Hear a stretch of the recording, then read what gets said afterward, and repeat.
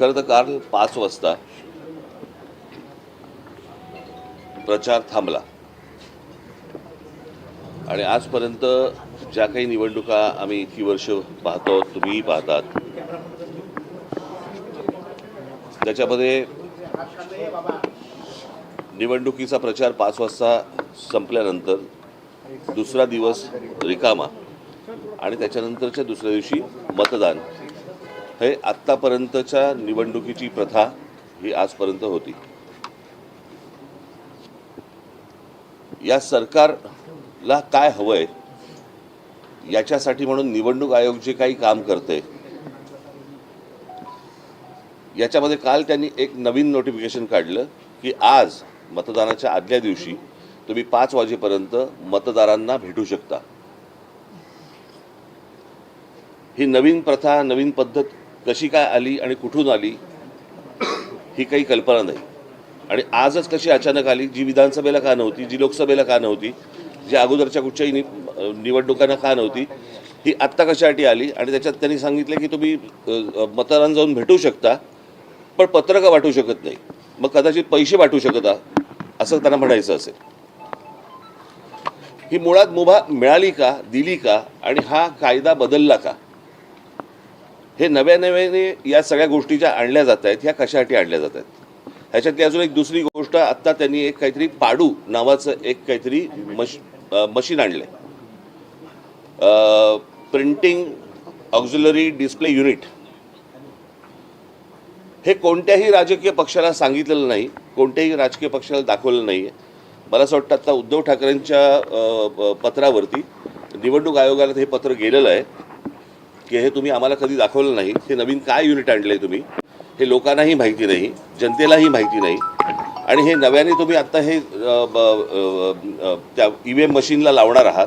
हे काय मशीन आहे म्हणजे हे दाखवावं, सांगावं इथपर्यंत पण गेलेलं नाही आहेत निवडणूक आयोग. जे त्यांना हवंय ते करतायत, ते वाघमारे ह्याच्यावरती उत्तर द्यायला तयार नाही आहेत. अर्थात आत्ताच्या सरकारने हा वाघ कधीच मारून टाकलाय, त्याच्यामुळे त्यांच्याकडनं काही अपेक्षा नाही आहेत. परंतु ही कोणती प्रथा आणि ही कोणत्या गोष्टी या महाराष्ट्रामध्ये चालू आहेत आणि निवडणुकीच्या तोंडावरती रोजच्या रोज हे कायदे बदलत आहेत, हा काय प्रकार आहे. मला असं वाटतं की पत्रकार म्हणून तुम्ही देखील ह्या गोष्टींचे प्रश्न त्यांना विचारले पाहिजेत, जनतेने पण विचारले पाहिजेत की हा काय प्रकार सुरू आहे तो.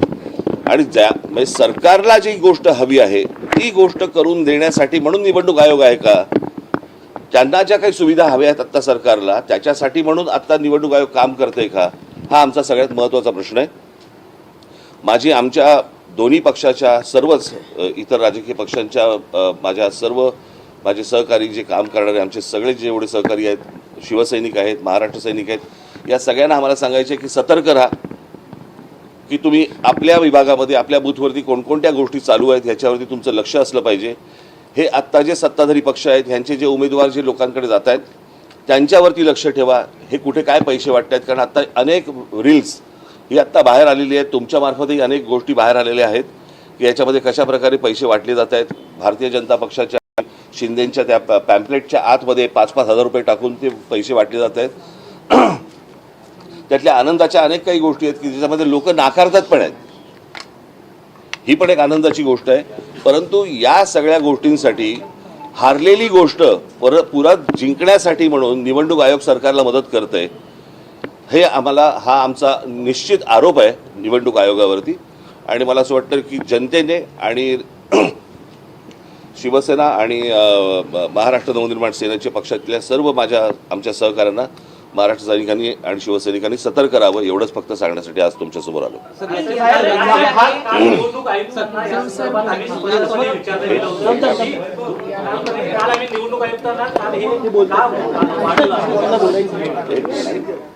तुम्ही कॅमेरामन जर गप्प बसलात तर बरं होईल. सर, काल आम्ही निवडणूक आयुक्तांना हाच प्रश्न विचारला की तुम्ही 5 नंतर घरोघरी का प्रचाराला वेळ देत आहात.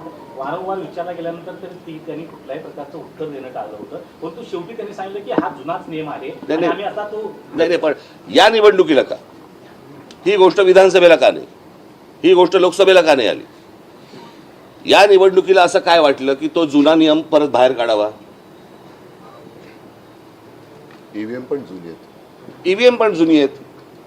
आणि हे जे काय नवीन मशीन आणतायत त्याच्यावरती त्यांचं असं म्हणणं आहे की ती ईव्हीएमची मशीन जुनी झाली आहेत म्हणून आम्ही त्याला एक युनिट लावतोय. इमर्जन्सी वापरले. इमर्जन्सी जी काय मशीन्स आहेत ती आम्हाला कोणाला माहिती पण नाहीये, तुम्हालाही माहिती नाहीये, लोकांनाही माहिती नाहीये हे काय आहेत ती मशीन्स. म्हणजे काय प्रकारचं राजकारण महाराष्ट्रामध्ये सुरू आहे आणि काय प्रकारच्या निवडणुका महाराष्ट्रामध्ये सुरू आहे, मला असं वाटतं की ही गोष्ट सर्वांनी लक्षात घेण्यासारखी आहे, घेतली पाहिजे आणि आमच्या लोकांनी सतर्क राहावं एवढंच फक्त मला साहेब, 2012चा परिच्छेद त्यांनी वाचून दाखवला का? पत्रकार परिषदेत मला असं वाटतं ह्याचं उत्तर दिलं ना मी, या यंत्राच्या बाबतीत याच प्रश्नाचं उत्तर दिलं ना मी आता. त्यांनी 2012 मी परत त्याने हाच प्रश्न विचारला ना, तेच प्रश्न नका विचारू, नवीन काय असेल या विचारू. यंत्राच्या बाबतीमध्ये पत्र लिहिलेलं आहे, परंतु त्या व्यतिरिक्त करण्यासारखं काय? आता तुम्ही निवडणूक आयोगाला जी मागणी नेमकी काय करतात हे डिस्कनेक्ट करण्यात यावं, जुनी जी पद्धत आहे ती नाही नाही अहो प्रश्न अर्थातच ना हे कोटचं मशीन आहे, हे दिसतं कसं, यातनं काय होतं हे तुम्हाला साधी गोष्ट आहे. आता ईव्हीएमचं मशीन असतं, तिथे तुम्ही त्या बूथवरती लोकांना बोलवता, सर्व राजकीय पक्षाच्या लोकांना बोलवता, बटन दाबायला सांगता, त्याला सांगता की क्लिअर आहे, बरोबर की नाही, दाखवता की नाही, हे आतापर्यंतची प्रथा आहे. हे नवीन मशीन जे आलंय हे राजकीय पक्षांना दाखवावं असं पण नाही वाटलं.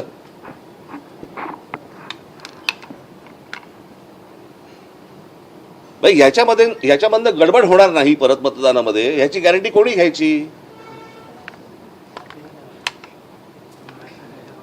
इतकी बेबंदशाही चालू आहे. आम्हाला आज असं वाटलं म्हणून आम्ही आज असं केलं. असं ही कुठची लोकशाही चालू आहे? ही कोणत्या निवडणुका सुरू आहेत?